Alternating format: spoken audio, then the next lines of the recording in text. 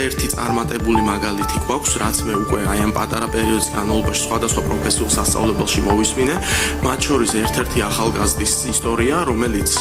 ფიქრობდა, რომ უცხოეთში წასულიყო, მან შესაბამისი განათლება მიიღო ერთ-ერთ პროფესიულ სასწავლებელში და იმდენად მოთხოვნადი პროფესია იყო და იმდენად წარმატებული აღმოჩნდა ის, რომ მას სტაბილური შემოსავალი გაუჩნდა, არანაირ უცხოეთში წასვლაზე და ემიგრაციაზე არ ფიქრობს, ის დასაქმდა საქართველოში, მან კრედიტიც აიღო ბანკისგან და შეიძინა ბინა. მეორე მაგალითი შემიძლია მოგიყვანოთ, როდესაც შვილი, მამა და ბიძა ერთად მივიდნენ სამშენებლო მიმართულებით სასწავლებლად